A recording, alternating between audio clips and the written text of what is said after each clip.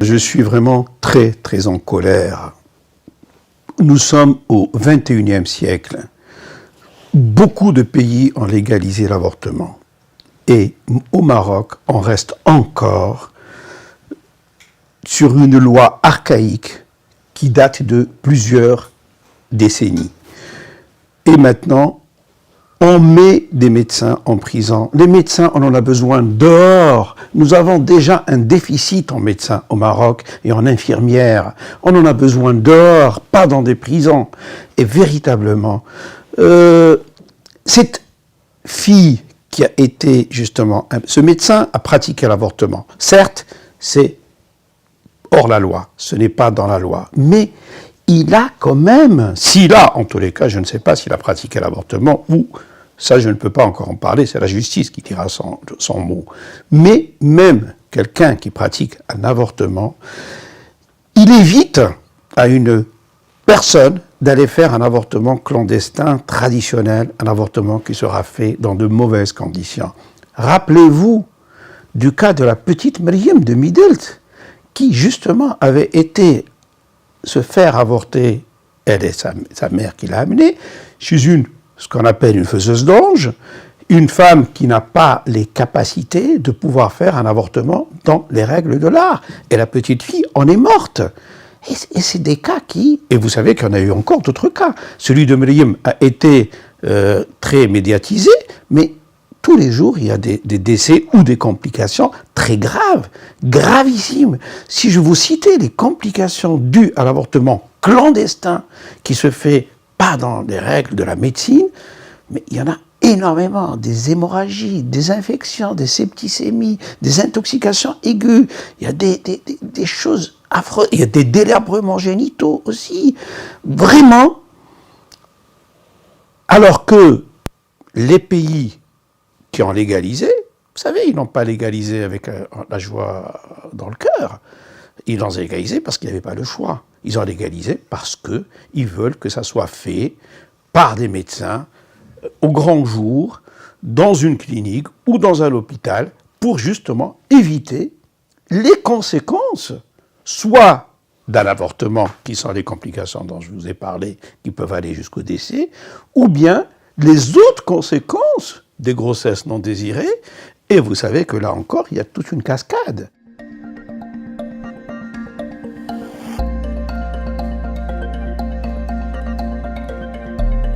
Rappelez-vous que Sa Majesté, que Dieu l'assiste, avait convoqué en 2015, en mars 2015, le ministre de la Justice, le ministre des Affaires islamiques et le président du CNDH. Et leur a dit de mener des discussions larges pour voir cette histoire d'avortement, qu'est-ce qu'on pourrait... Effectivement, au bout d'un mois, on est revenu avec les conclusions suivantes, comme quoi l'avortement pourrait être autorisé en cas de viol, d'inceste, de malformation fœtale ou de jeunes filles ayant un handicap mental. Donc, et ce projet de loi a été, en effet, adopté en Conseil de gouvernement en mai 2016. Donc c'était mars 2015, puis mai 2016, le Conseil de gouvernement avait adopté ce projet. Et puis, plus rien. Ce projet est passé au Parlement pour qu'il soit discuté en commission, et pour qu'il soit voté en plénière et sortir finalement dans le bulletin officiel. Eh bien, depuis 2016, silence radio, totalement, rien. Je me suis beaucoup inquiété. En 2018, j'ai fait un courrier à M. Saad-Din Othmani disant où en est ce projet pour lequel on s'est tant battu. Il m'a répondu comme quoi il était en discussion au Parlement. En 2019, nous avons fait un sit-in, plusieurs associations, plusieurs personnes de la société civile, en face du Parlement. Vous rappelez-vous, on avait jeté des petites poupées dans la rue pour montrer les enfants qui sont jetés, qui sont abandonnés. Une des conséquences des grossesses non désirées. Et par la suite, j'ai appris qu'effectivement, le projet a été discuté, mais discuté pas d'abord dans la commission des affaires sociales comme on aurait voulu et de la famille, mais il a été discuté dans la commission de la justice et des affaires pénales. Et non seulement ça, il a été intégré dans l'amendement de plusieurs articles du Code pénal marocain. C'est pour cela qu'il a pris beaucoup de temps. Ensuite est arrivé, c'était en 2019, on s'est dit ça y est, il a été discuté, il va être voté en plénière. Le Covid est arrivé en 2020. Rien, de 2020 jusqu'à 2022. Puis on s'est dit, bon maintenant, il y a un autre gouvernement qui est arrivé, un gouvernement beaucoup plus progressiste que l'ancien qui était conservateur. Eh bien, ça fait maintenant 1 an que ce gouvernement est sur place. On attend. Je sais que beaucoup de partis travaillent sur la question, pas seulement sur l'avortement, mais sur toutes les libertés fondamentales, sur plein d'articles des libertés fondamentales, parce que toutes les associations, beaucoup d'associations montent au créneau et se disent pourquoi nous sommes aussi en retard par rapport à d'autres pays.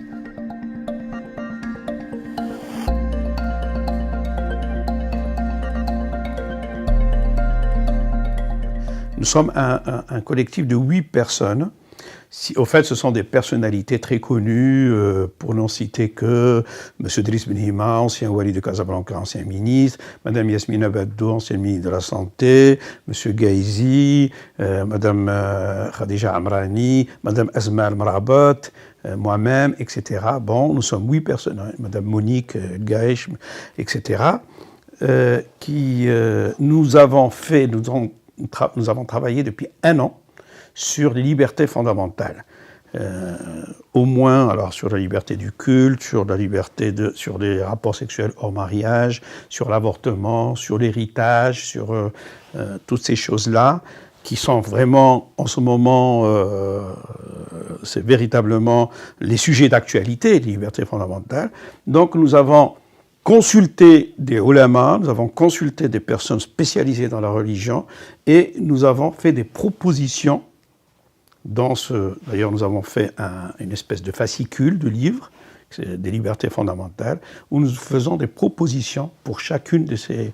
Qu'est-ce qu'on pourrait, tout en restant dans la tradition marocaine, ne pas heurter la tradition marocaine, ne pas heurter le conservatisme du Marocain, tout en restant dans la religion, parce que nous, c'est suite au discours de Sa Majesté du juillet 2022 que nous avons commencé justement, parce que Sa Majesté a dit il faut penser à la femme marocaine, il faut faire une refonte de la Moudawana. Et donc c'est dans ce cadre-là que nous avons décidé de faire ce collectif et de discuter ces différents articles dans les libertés fondamentales.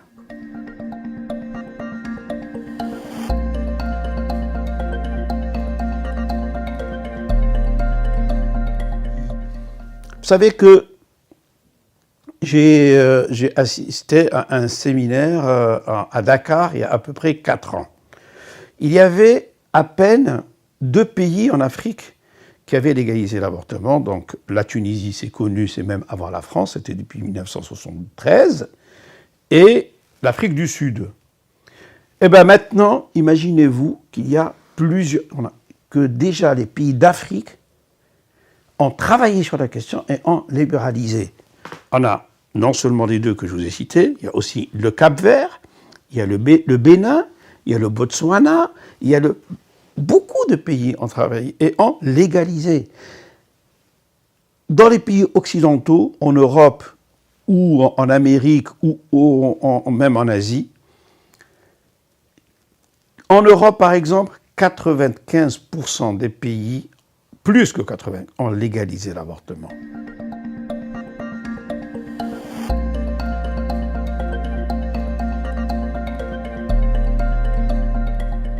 C'est juste pour prouver, justement, que notre association n'est pas pour l'avortement. Moi-même, je ne suis pas pour l'avortement. J'aurais bien aimé qu'il n'y ait pas de grossesse non désirée et qu'il n'y ait pas d'avortement. Et nous vivrons dans le meilleur des mondes. Donc, notre association travaille sur la prévention. Et chaque année, nous faisons une campagne qui dure 1 mois, généralement en début d'hiver et aussi en début d'été, pour la prévention des grossesses non désirées. Alors, la prévention par l'éducation sexuelle, bon, on a été en contact avec le ministère de l'Éducation nationale, avec beaucoup de... mais elle n'est pas enseignée l'éducation sexuelle au niveau des écoles. Même, on a été en contact avec des directeurs d'écoles qui, malheureusement, ne peuvent pas accéder à notre demande. Mais on se dit, il y a la contraception. Alors, on essaye d'abord de montrer aux familles, aux gens, les différentes méthodes de contraception. Vous savez que le Maroc est leader en planification familiale. Il est connu dans le monde que c'est un excellent élève en planification. Vous savez que toutes les méthodes de contraception sont données gratuitement dans les hôpitaux, dans les centres de santé, gratuitement, et que la femme soit mariée ou célibataire. On les donne. Donc déjà, c'est un peu contradictoire par rapport à ce qu'on est. Donc on donne ça. Mais aussi, la chose sur laquelle je veux vraiment insister maintenant, c'est une méthode qui n'est pas connue par tout le monde. C'est la contraception d'urgence, qui est une méthode très importante. J'insiste beaucoup sur cette méthode. Pourquoi ? Parce que... Alors, c'est quoi déjà la contraception d'urgence ? C'est la prise d'une pilule, un comprimé, un seul comprimé, quand une personne a eu un rapport sexuel qui n'était pas protégé et qui n'était pas programmé, et qui risque de tomber enceinte. Donc, la personne peut, dans les 5 jours qui ont suivi le rapport, elle peut prendre ce comprimé et elle va éviter une grossesse. Le mieux, c'est de le prendre le premier jour. L'efficacité est très grande. Un peu moins le deuxième jour, troisième jour, quatrième jour, cinquième jour. Ça se vend en pharmacie. Il y a même le ministère de la Santé qui va faire rentrer d'ailleurs cette pilule au niveau des centres de santé.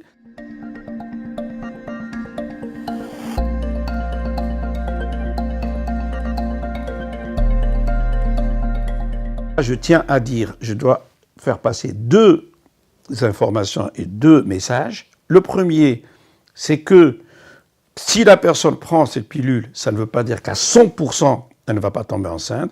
Cela veut dire que si elle a un retard de règles de plus d'1 semaine, il faut qu'elle aille faire le test pour voir si, effectivement, elle n'est pas enceinte. Donc ça, c'est important, la première chose. Et deuxième chose, c'est une bouée de sauvetage. Beaucoup de jeunes filles ne veulent pas prendre de pilule normale, la contraception normale. Elles se disent, à chaque fois que j'ai un rapport, je vais prendre cette pilule. Il y a des dangers, justement. Et là, je ne conseille pas ça parce que cette pilule contient une très forte dose d'hormones. Très forte dose. C'est 20 ou 30 fois plus dosée qu'une pilule normale en hormones. Si la personne commence à la prendre de façon répétitive, il y a des risques. Il y a des risques sur les seins, il y a des risques sur les vaisseaux, on peut faire des maladies thromboemboliques, on peut faire beaucoup de choses. Donc, c'est une méthode qui doit être utilisée de façon juste sporadique, de façon, exceptionnelle. C'est juste pour sauver, c'est une bouée de sauvetage, mais ce n'est pas une méthode de contraception habituelle que l'on utilise à chaque fois qu'on a un rapport, on va l'utiliser chaque mois, ou 2 fois, ou 3 fois par mois. Non.